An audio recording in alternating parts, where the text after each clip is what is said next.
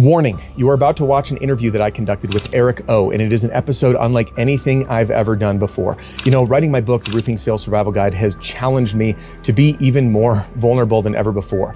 And carrying off the tail end of that book, I reached out to Eric O, specifically Eric, to share his story of his battle with alcohol and drug use and his recovery. And in this conversation, which does include profanity, so disclaimer there, you may have not seen this from me in the past, but I also share my real story about my battle with alcohol. Now is the time for you to tune out and you say, hey, this isn't for me. Stop this video, watch a different one. But if you're someone that may be inspired by hearing other people's real, raw, and fully unedited stories, then this episode is for you. Let's get started. Eric, thank you for joining me today. We're talking real talk on alcohol and substance abuse in the roofing world. Eric, welcome to the channel, man. Good to have you here. Dude, thanks for having me. I appreciate it, brother. You know, when you and I had our first podcast, was a guest on your podcast, which, by the way, if you guys don't watch Be Authentic or GTFO, which is right there, as you can see, above Eric's head, go check it out. Eric really pushed me. You pushed me, dude. We were talking about my journey with alcohol, which I think was like the first time I actually shared it publicly because I was really embarrassed. I was self-conscious about it. I didn't want to be judged. I've had my own kind of self-healing and journey on that. We talked about butt flushing, colonics, my journey in colonics. Which I went and did later. Oh, nice. Didn't it feel, it's one of the greatest things you can do for yourself. It was interesting. We'll get into that. Yeah. Yeah. We'll talk about that later. Yeah. So Eric, the reason that I wanted to bring you on today is you pushed me to be authentic in not when I say be authentic, but share my authentic self. That's what I mean, to share my authentic self. And when I just released my book, The Roofing Sales Survival Guide, How to Beat the Odds, Overcome Yourself and Win Big, I was scared as hell bringing it out. And I've not asked anyone to be on the podcast in a long time, but you were the first person I thought. I said, you know, you really challenged me and we had great feedback. And I'm just really excited to have you here and to get into real talk about substance abuse in the roofing space because, well, we'll get into those statistics. But before we go thank you for thinking of me. Most people don't think of me first, so I appreciate you. You bet, man. Do you want to just give everyone just a snapshot, like who is Eric O and what you do now, both in your roofing business and in your passion project with Be Authentic or GTFO?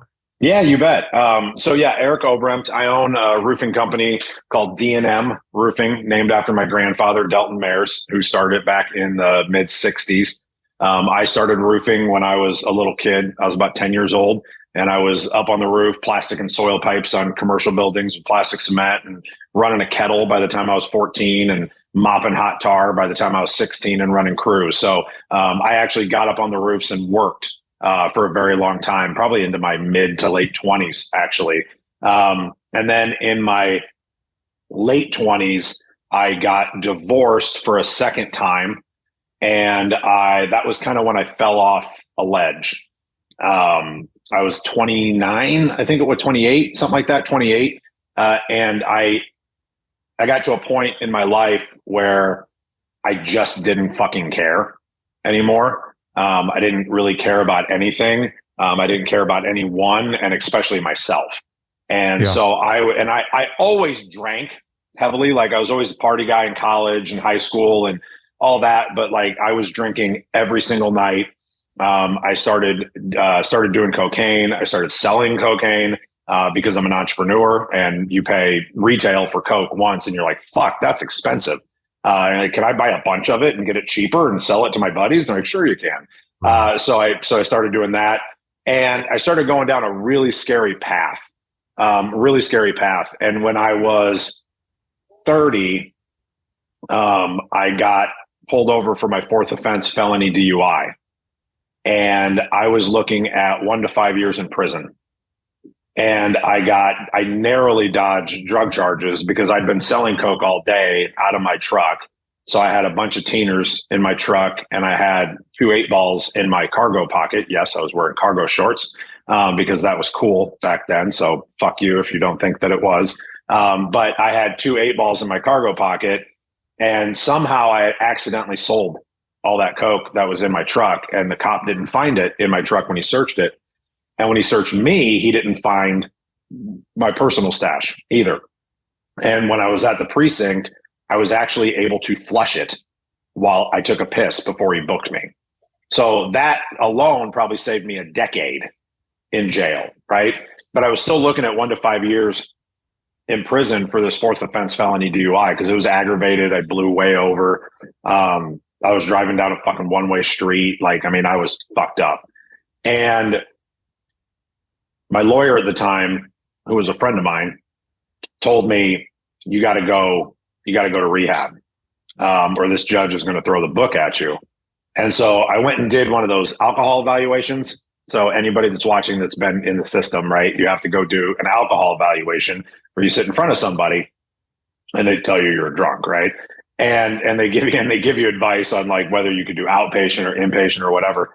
And I'll never forget, I've only told this story a couple of times, but I'll never forget the guy, his name was Mark, and he gave me his card. And I brought the card home and he kept telling me like, you need to go to inpatient. I was like, fuck you. I'm like, I got a mortgage. I got shit to do. I got a job. Like, just give me intensive outpatient and like, hopefully we can sell that to the judge. And I took his card home, and for 2 months, I used his card as a Coke funnel, and it sat on my little table next to my couch, and it was folded up. So for those of you that are Coke connoisseurs, so you'd fold it up, and so you'd use that to like put your Coke into your little baggie, right? So the card had residue fucking all over it, like where you couldn't even read his name on the card anymore. And I remember one day I was sitting there, and this is 100% true story. I was sitting there and I looked over at my table and I saw his card, and I had this overwhelming feeling that I needed to call this guy. But what did I do first? I licked it. I licked it. I got all the Coke off of it, and I looked at it and I called him. And I said, I think I'm ready. And I ended up going to treatment in November of 2009 and spent 30 days in an inpatient treatment center and got sober. Had one relapse 15 days later, didn't tell anybody, and waited until I had 6 months under my belt before I told anybody that I actually relapsed, because I was so embarrassed of it. And that put me on the path of kind of where I am now, because I decided that that was the life that I wanted to have. And so fast forward, 10 years or so down the road, I met Paul Reed, and he and I became friends, and we connected and found out that both of us were sober. Both of us went to a rehab facility, and we were like, hey, how do we give back? How do we help people in our industry that gave us this industry that gave us so much? How do we give back to other people? And it's like, well, what saved our life? And I was like, well, treatment did. And I was like, okay, well, that's what we need to do then. And so we started raising money. We actually first just each of us threw 10 grand into a pot, and we're like, hey, we'll send somebody to treatment if they call. And somebody called, and we sent somebody to treatment, and all of a sudden the phone didn't stop ringing. And so we're like, shit, we got to make this a real thing.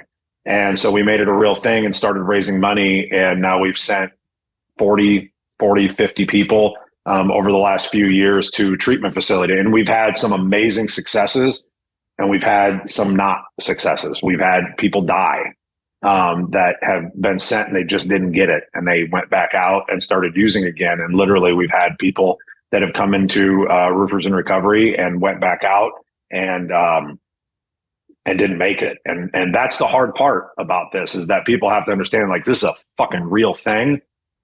This is truly life or death.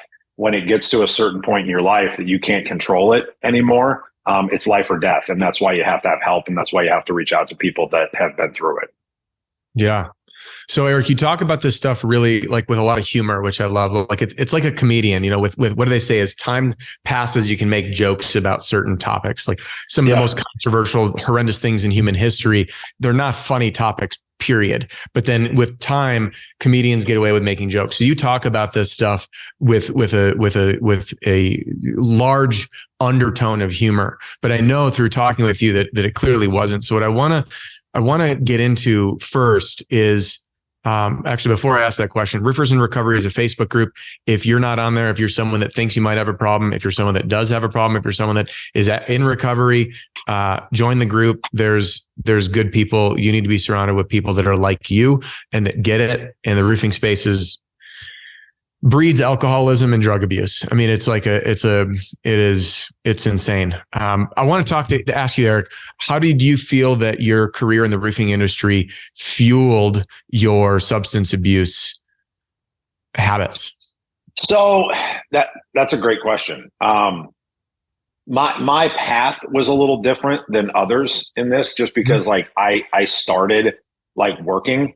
Like I'm not the stereotypical sales guy that started off where he was working at McDonald's last week, because I think that a lot of the reason that we do have a lot of substance abuse problems in the industry is because guys came from not making any money to being put in an industry that they have the ability to make a lot of money, and then they make it and then they don't know what the fuck to do with it.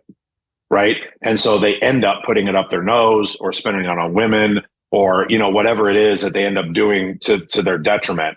My path was a little bit different, and it really goes back to like who you spend time with. Right. And so back then I'm spending time with laborers that all they do is go out, like they work hard all day and then they get a reward, right, in their mind to be able to go out and go get fucked up. And so that just made sense, right? And that was just kind of my life. Then I started making a little bit of money, and then it made it easier to access the booze and the cocaine.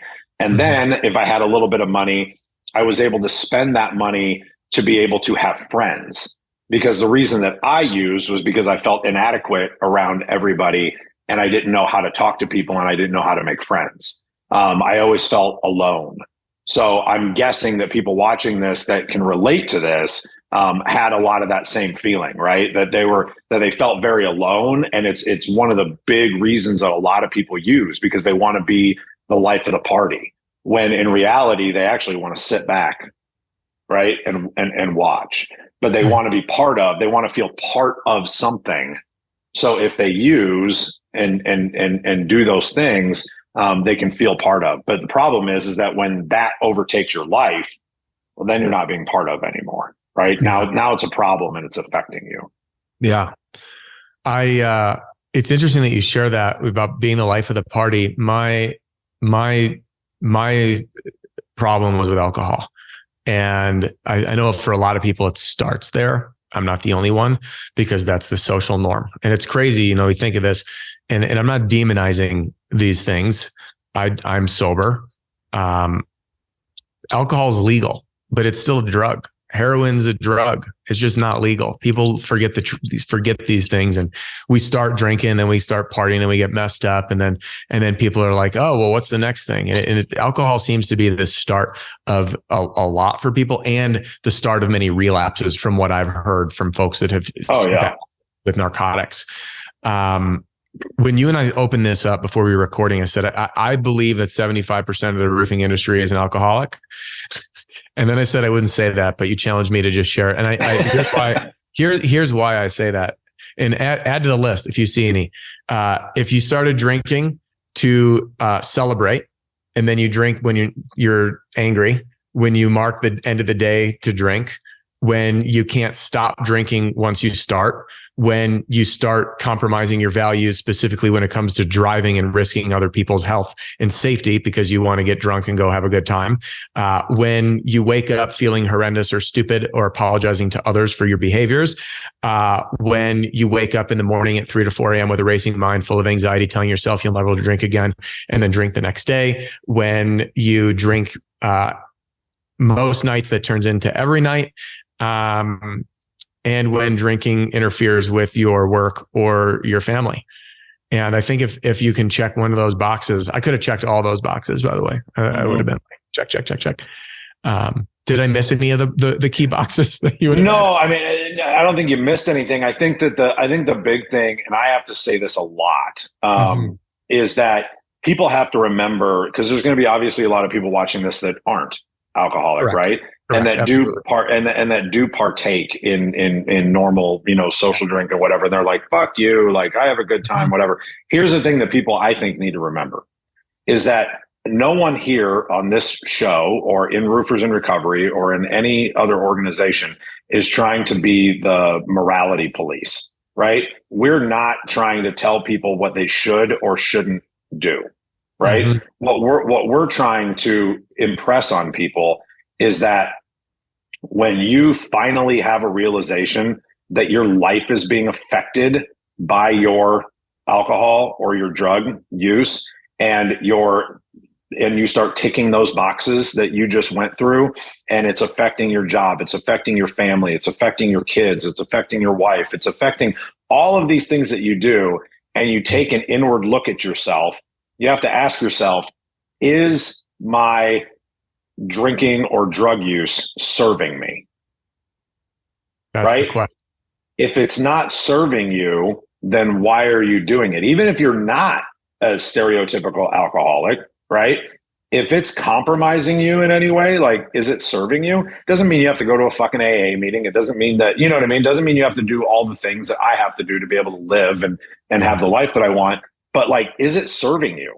Right? I know a ton of people that are not alcoholics and don't drink anymore because it just doesn't fucking serve them. Because they had the foresight to look inward and be like, why?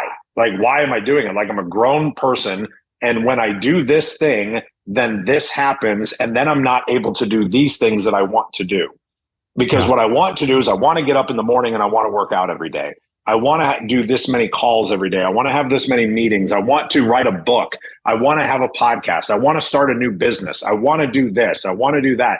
Well, you can't do that if that is more important, generally speaking, right? And so I just always like to remind people that, like, we're not here to judge people. We're not here to judge people for what they do or what they don't do. We're here to help those people that actually want the help. Because I give zero fucks what anybody does. Zero. None. But what I am here for, and what we all should be here for, is to help people that want it.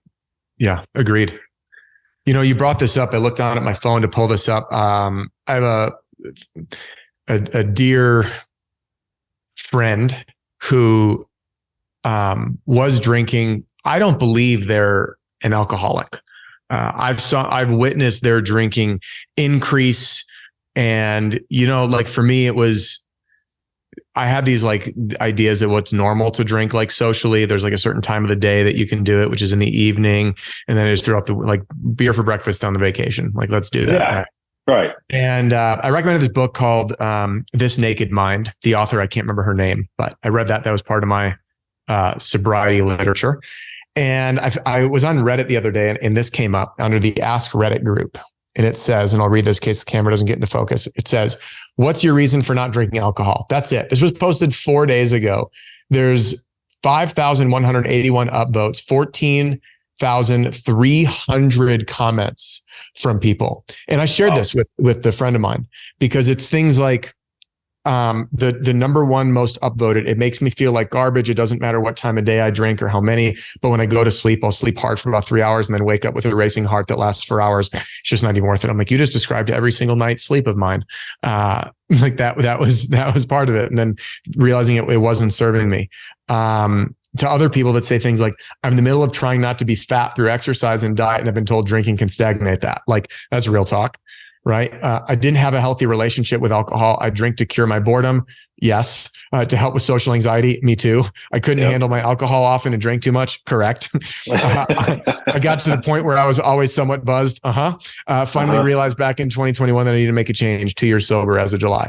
So, and this whole thread continues, but I really appreciate what you said. It's not about preaching, and that there's a lot of stigma. Like, my journey, I didn't go into recovery. I've been wanting to quit drinking since I was 19 years old.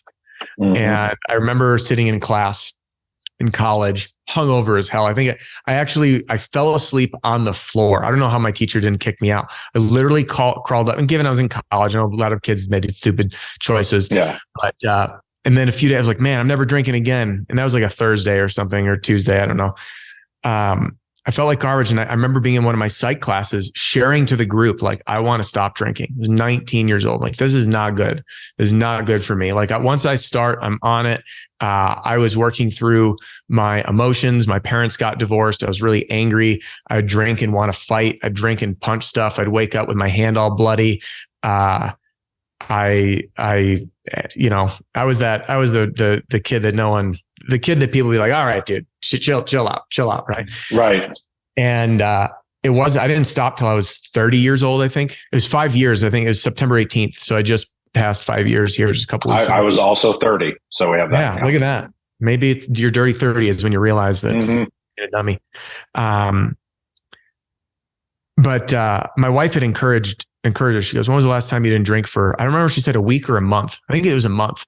And I was like, puberty. A month? Who the fuck does that? I know, right? That's what I thought. So she's like, well, I'm going to do this, no alcohol in the house. You do whatever you want outside the home. And the next day I was on a mountain bike and camping trip, which when you camp, like, I don't know, camping is beer. Like, that's what you do. So I went out and I remember having a beer. Because it's so goddamn boring. You got to have something to fucking do. And similar to your story, like since I was 19, I wanted to stop. Here I am 30. I stopped for 8 months telling myself that it was just for this like natural medicine school I was in, and I needed a sober mind. It was like a sober community. And that lasted 8 months, and I started drinking again. And then it got even worse. But, I opened a beer up camping. It was the first time they like voluntarily poured a beer out. Like I only had a few sips, and, I looked at that can and I just dumped it out. And it was the last beer I ever drank. And I never went to meetings or anything. And I'm sharing this from just another perspective for some people that are like, well, what does it mean to be an alcoholic? And it wasn't until probably a year or two after I stopped drinking that I look back and I finally was able to say to myself that I was an alcoholic. Like it clicked. Like I was like, I had a drinking problem. I had a bad relationship with it. And then I started thinking back to all the things, the behavior patterns where I was someone that was like, you never drink and drive. Why would you ever jeopardize someone else's life? And I was like, oh, it's just a little bit. And then I got a breathalyzer because that would keep me good, But then I was like a little over, and I was like, well, I'm not that far from home. Right. And then I was a concealed, I still am, but concealed carry permit holder. And I used to carry a gun as my I won't drink if I have my gun on me because it's illegal. And I went out. I can't believe I'm sharing this publicly. This is some raw shit. And I've never cursed on my YouTube channel. So there's two. I bring it out in people. Sorry. Yeah, you did. So I went out with my wife. We went out to go watch Packers game, and I wanted a beer. So I left my gun in the car. And I was only going to have like 2 beers, but you know how that goes. I had a lot more than 2. And I got in the truck afterwards. I didn't put the gun on me, but I had it in the truck.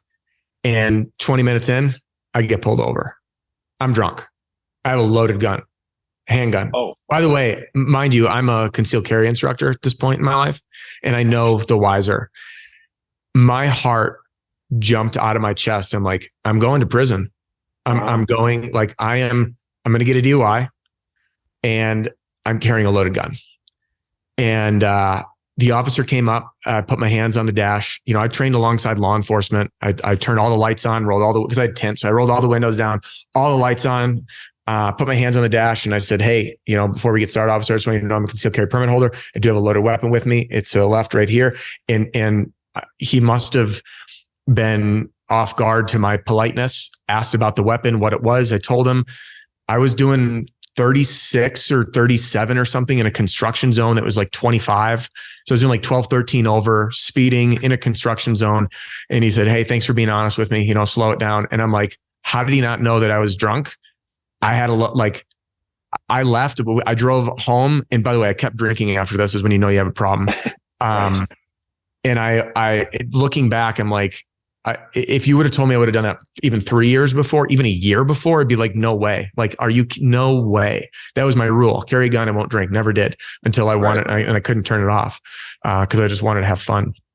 And I know that there are people out there. I wanted to share that for those folks that are like, I'm not an alcoholic. I'm like, yeah, maybe you're not. And who cares? You can call it whatever you want to call it. But everyone's got their own journey. And I want to turn it back to you. Do you see the roofing industry different than any other career when it comes to substance abuse problems or the desire to party? Well, I mean, I know that the numbers are higher, right? So we did some research, and we found that, like, I think it's 8% of the world's population has a substance abuse problem documented, right? And in the construction industry, it is almost 20%. Oh, I think I remember seeing that. Yeah. So like that alone tells you something, right? And then it obviously goes back to the same thing where you're putting people in a position where they have money where they didn't before, and they don't know what to do with it. And I think, and that's one of the reasons that, like, I bring in financial advisors into my company to teach my sales reps and people, like, hey, you start making money, this is what you need to do with it. Right? You need to start saving it. You need to start putting it into these funds. You need to start getting life insurance. You need to start doing all these other things. Because if we don't have the education, then we are like, if we just got money and we didn't know what to do with it before, you're either going to be a rapper and you're going to go buy fucking cars and gold chains and other dumb shit that, like, serves no fucking purpose in your life, or you're going to go party, right? Because that's fun. Yeah. I did want to tell real quick, just to piggyback on your story. I loved your story. I remember when I was 22 or 23, I had gotten my first or second DUI. And I remember, when you get a DUI, they make you go to AA meetings, right? And you have to get your little card signed to show that you were there, so you can give it to your probation officer and all that kind of shit for the terms of your probation. And I remember going to an AA meeting, and I would literally go to the AA meeting, and 6 blocks down the street, there was a bar. It was called Opperman's. And me and a buddy got DUIs at the same time. So we would go to these meetings together, and then we would leave the meeting and go directly to the bar and laugh about going to the fucking meeting and then going to the bar, right? But I remember during that time, no joke, I remember sitting in the back row so I can get my card signed. And I remember sitting in the back of that meeting when I was 21, 22, whatever it was. And I remember sitting there and thinking and going, I'm supposed to be here. I'm not ready yet, but I'll be back. Absolutely 100% true statement. I knew that I was supposed to fucking be there, but I knew I wasn't supposed to be there yet. And there's a lot of people that are in that position. They're like, right. And if I would have gotten that head start, at 22 and missed those 8 years of fucking shit, like where I would be today would be amazing. Right. But I needed that 8 years of hell because I'm the asshole that has to pound their head against the fucking wall before I get it. Right. I am that human. But I even knew then, just like you said, when you were 19, you know what I mean? Like you'd been trying to quit since you were 19. I knew that I couldn't drink like a normal person even then, but I knew I wasn't done. I knew I wasn't done. And that was really powerful. And that moment has stuck with me for years. Isn't that wild? I remember similar, not only when I was 19, but during my heavier drinking years, because for most people, it only gets worse. Most people don't drink less. It is almost everyone, like your weekend drinks turn into weekday drinks, your night drinks turn into afternoon drinks, your afternoon drinks turn into morning drinks. But I remember being like, I know that I'm not going to be drinking at some point in my life. I know this is not. But it's not going to be today. Yeah. But today's not the day. Today's not the fucking day. But eventually, something's going to happen that's going to get me there. Yeah, because I got a bottle of Glenlivet right there that is calling my name, and it'd be rude if I dumped it out. Right? It's be fucking rude. It'd be irresponsible, really. I mean, for the price that it cost me to buy that bottle. For sure. Speaking of which, when you have the money to do it, I want to bring this into the roofing space for a minute. And I'm curious if you agree. Sorry. Or not. No, dude, you're good. I've found that the culture of roofing is one of partying. You get, there's some companies that I've trained in the past where we're out till 4 a.m. This was way, way, way back when, obviously 1, being sober, not an option, and 2, different time of my life. And we'd train, then we go out and party. And then I remember being out till, 3, 4 a.m, waking up. I was like, man, I'm still drunk. And we're like, we got to go knock doors now. Like, what is going on? Yeah. And anyway, that's a lot of the culture is like, hey, we work really hard. Let's let loose. I'd be out speaking at events and companies. They're like, oh, we got one guy still in the hotel room. I'm like, dude, you're like, this is your bit. This is your livelihood. You're investing in your education. You want to go get smashed the night before. But anyway, it's the culture. Number two, the stress that we have is so monumental that it's a very easy escape to, like, that's how I marked the end of the day. Every day when work was done, I loved beer and I loved scotch and bourbon. Well, also tequila too, occasionally vodka, but mostly I liked everything. Yeah. Just some things more than others, but yeah. But like in the house, I would drink beer and I would feel self-conscious having 6 beers, 7 beers, or 8 beers because I'd have to, like, my wife's there and I'm like, is she looking at me like I'm a loser? Like going to the fridge 8 times. So then I would just pour really tall glasses of bourbon because I could easily, it's like, oh, I've just had my second glass. And my wife is really smart too. And she's like, yeah, the glass, not drink glass. But that was the mark of the day for me. It was like, work is done. Crack the beer open, pop a bottle of beer open, or pour a glass of scotch or bourbon. And that was like the mark of the day. And once I started, it was like, I got to get drunk or I'm not falling asleep. And then it was like, well, I'm going to sleep better if I'm really drunk than just kind of drunk. Because if I'm just kind of drunk, I'll wake up in 4 hours and feel like garbage. So let's get real good drunk. And then I totally convinced myself it was like self-medication is like part of my sleep therapy, Yep. But anyway, the stress, the money, the culture, it's just, to me, it's so normal for people to do. And it's so weird to stop. And the more that I still like the taste of beer. So I drink non-alcoholic beers. I get ID'd, by the way, buying Heineken 0.0, which cracks me up because it's like carbonated water. Like there's literally no alcohol, like not even 0.5. They're like, sir, can I get your ID? I'm like, I'm 36, man. And it's carbonated water. But anyway, the more that I speak about this stuff publicly, which is like, was really uncomfortable for me. It's still mildly uncomfortable for me because I still haven't figured it out always. Like your self-awareness, you're like, yeah, I drank because I didn't want to be alone. When did that come to you? Later on in life, as I did the steps of AA, because doing the steps of Alcoholics and the 12 steps, it makes you look at yourself. It makes you look at all the things that you did. And then you have these realizations of why you did them. And you have to do a lot of hard work of figuring out all these people that you resented and then finding out that you're part of the fucking reason that you resented them and that you always played a little bit of a role in every bad thing that happened, right? Everything didn't happen to me, right? A lot of, everything that I was a part of, I played a role in that. And so literally by going through the steps and learning a new path to live, per se, it gave me the opportunity to see those things in myself, right? But I mean, like, I do so many other things. I mean, I've got a life coach that I work with every single week, and like, I've been fucking hypnotized and like went back to when I was 13 and like, you know what I mean? Like done all kinds of wild, crazy shit. And I don't know. I mean, I've been sober almost 15 years now. And I mean, probably 7-8 years ago, I started really understanding the crux of why I am or was the way that I am. Right. And I think that, so 100% transparency, right? I think that it's also the reason that I love being on stage. I think it's the reason that I love doing the podcast, right? Part of that is wanting to feel part of something, right? And I don't have to, God, I've talked about this a lot this past 2 weeks, so it's funny that it came up.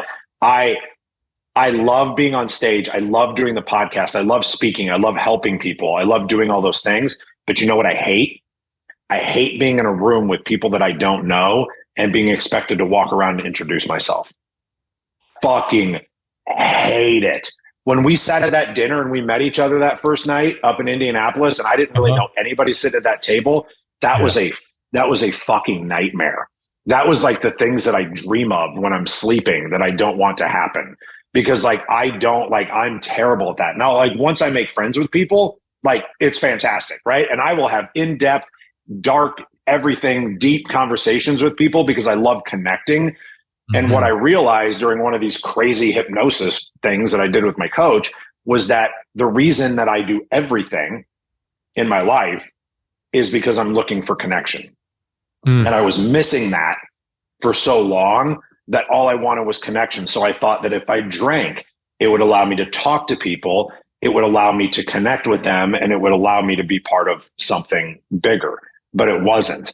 And so that took a while, but to go back to your roofing question, what I would really like to impress on people is that, yes, it is the overarching culture that is seen as roofing, right? And our industry as a whole, that it is drinking and partying and whatever it is. But at the end of the day, that culture that you're a part of is top down. And if your fucking leadership at the place that you are employed has that culture, then you're going to continue down that path. You are not going to be able to do it on your own, and you're not going to be the person that changes everybody, for the better in your organization. You have to align with leadership that appreciates personal growth and development and not going out and partying and getting fucked up every night, because that isn't serving you to reach your goals. And I think that that's why I've had a decent amount of success attracting good people to my company, is because they understand that I don't fucking tolerate it, right? I don't care if you drink, you don't have to be sober to fucking work for me, right? But you do have to be responsible, right? And if you go out and get fucked up all the time, you're not going to work here, because that shit is going to infiltrate everybody else in the company. And they're going to be like, oh, well, Billy does it, I guess I can do that too and get away with it, right? Yeah. And so all the culture stuff is, I don't worry about the macro so much as I want to focus on the micro in each company, right? I've launched my culture movement leadership group, and like the point of that is that I want to micro focus on individuals that are leading teams so that they can lead them in the way that they want to see everything trickle down. And I don't align with people that do the other. I'm not going to let those people into my group, into my organization, right? Unless they call me and say, I really want to change. This is who I am now, but I don't want to be that person anymore. Then come, right? And so at the end of the day, it's top-down leadership, and who are you associating yourself with? Because if you want to be a drunk and you want to do drugs in the office, plenty of companies out there. I can give you 10 of them right now off the top of my head, right? Yeah. But if you want to align with really good people and have personal growth and development in your life and be given all the tools and everything that you need to succeed, I can also give you 10 companies that have that culture in it. And that's what we should be talking more about, are the companies and the groups that have that culture and are instilling that culture to buck that trend and to buck that stigma. Yeah, man, I love that you hit on that from the top down, because it is true. And at the same time, what's interesting is the company that I was with, the owner didn't drink. All leadership did. I'd go out. I mean, every single one of the people. But he tolerated it. He correct. Yes. I guess so. And it's one of the reasons why we had to let go of our office manager, is she would come in, and I'd hang out at her house. We'd, like after work, we'd go out, management team, we get bond, those bonding. Yeah. I'd have guys over at my house. We'd sit at my bar in the basement and get bombed and bond. And I share the story in the book. Our production manager at the time, sharing a hotel room with him. We were out, and it was the first time that I literally couldn't function in the morning, and my whole team was relying on me, and I was a piece of shit. And it was not a proud moment, probably one of the most embarrassing moments in my professional career. But you're right. He did tolerate it, which I'm glad you pushed back on. But yeah, that was the culture in management. And then, even the company bachelor party, they threw for me. We were it was pretty heavy on that front, as to be expected. Listen, I want to leave everyone with just a place to go and some resources for folks if they're interested. And my guess is if they're listening up until this point, they're interested. If they got this far, yeah. If you got this far, by the way, congratulations. And I really mean that, because the shit's scary. I still now, I'm 5 years in. I didn't go through traditional recovery. My work right now, and I've been talking to my wife about it, is like, why did I want to get so messed up all the time? Why did I not want to feel? And all I've uncovered so far is that I didn't have the coping skills to deal with myself. And I was dealing with anger at my parents, and I would drink, and I enjoyed being able to let the anger out, and it was cathartic. And I liked to tap into it because I didn't know how to access the emotions. And then I would drink to celebrate because it was fun and it would amplify those feelings.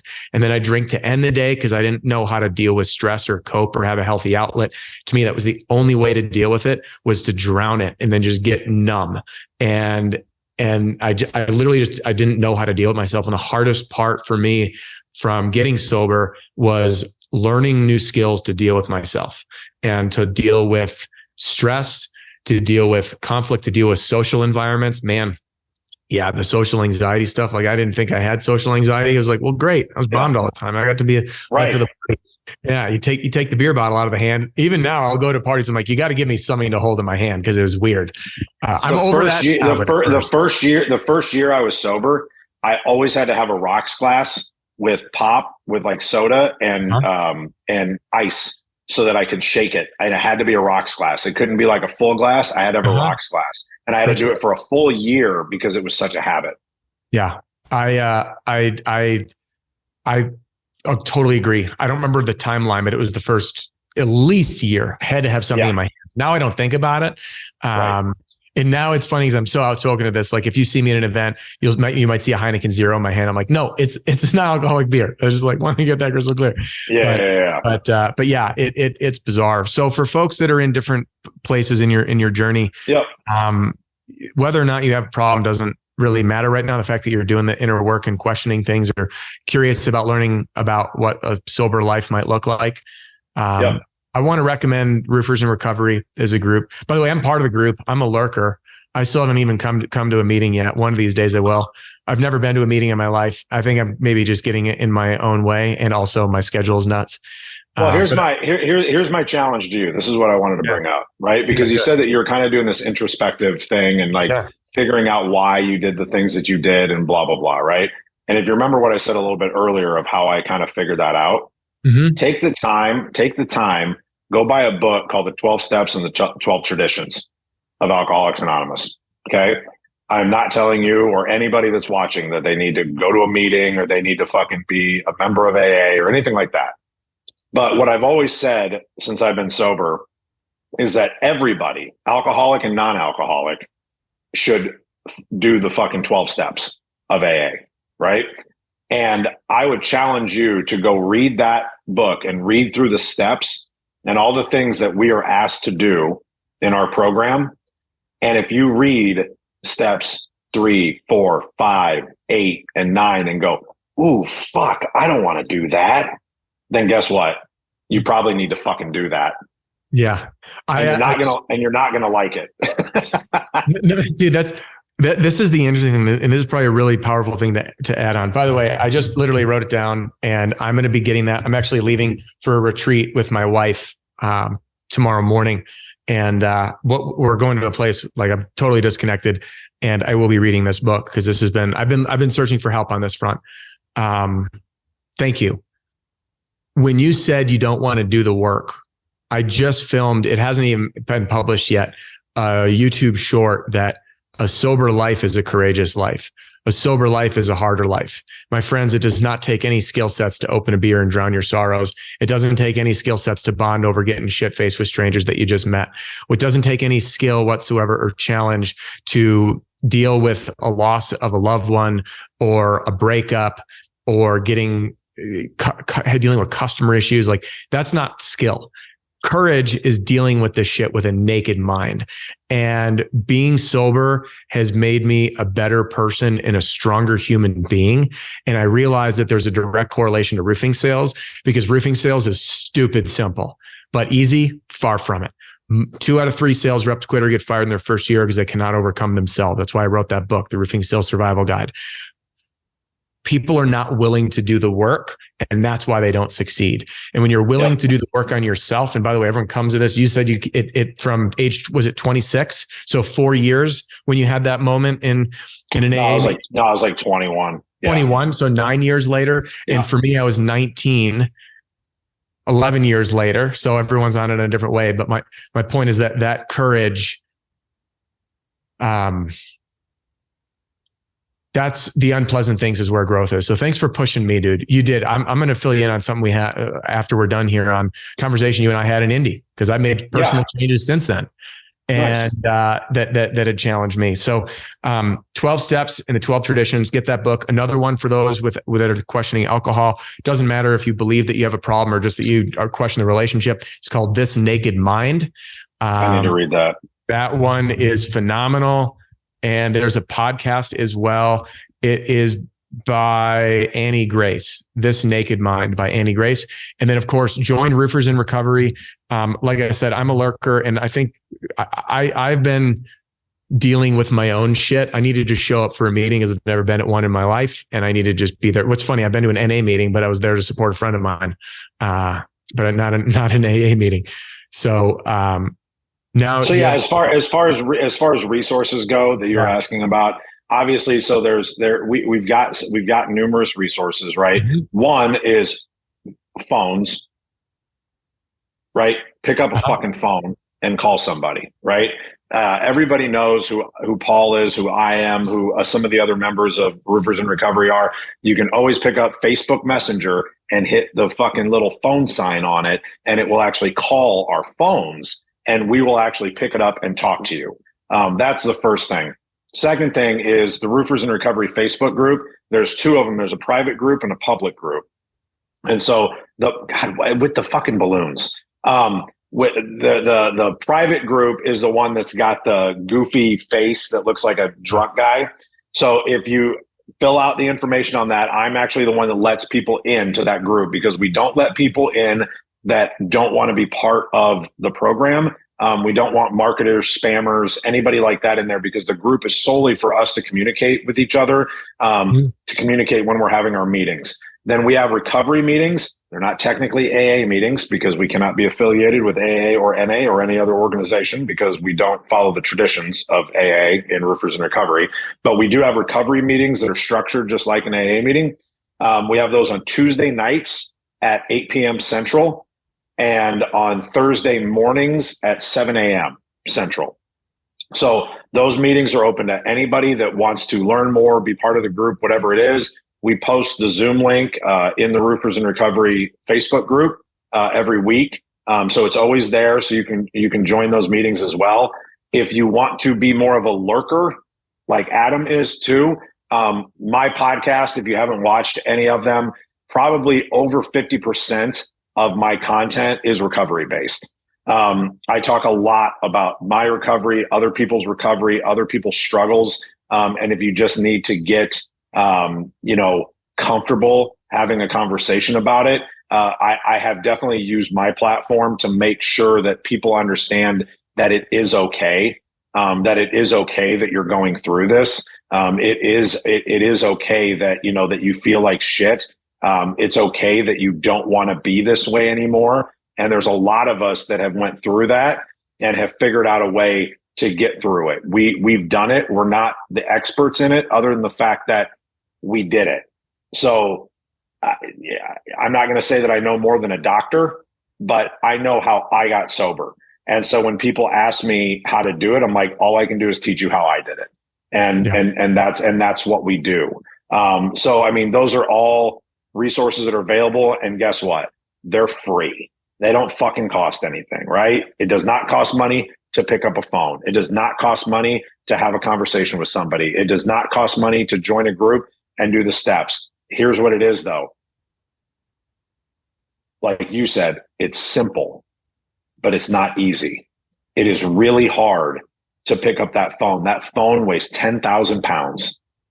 It sits on the fucking table and you're like, I got it. I got to call somebody and then like actually talk to them about something. Yeah, man, it fucking sucks. But when you get done, you're like, that's the best thing I ever did. Yeah. Right. And if you're going through something like that, you have to pick up the phone and call somebody. That's the biggest thing. And even if you call Adam and Adam's like, hey, you need to connect with Eric or Paul or whoever it is, and you get a phone number, you just pick up the phone and reach out, because this is a we program. That's what we all tell. That's what we tell everybody. This is not an I program. We cannot do it by ourselves. This is a we program. If I don't have those men in that group to support me, I'm going to have a much harder time staying successful in my sobriety and in my life. Mm-hmm. Yeah. Eric, I want to end on that. Thank you so much for being here. And thank you for pushing me. I'm going to be jumping into a meeting here and getting that book myself. And thanks for encouraging my journey and for encouraging others. Appreciate it. We're going to have all these links here in the show notes. And Eric, be well, my friend. Really appreciate you being here. Thanks, brother. Appreciate you.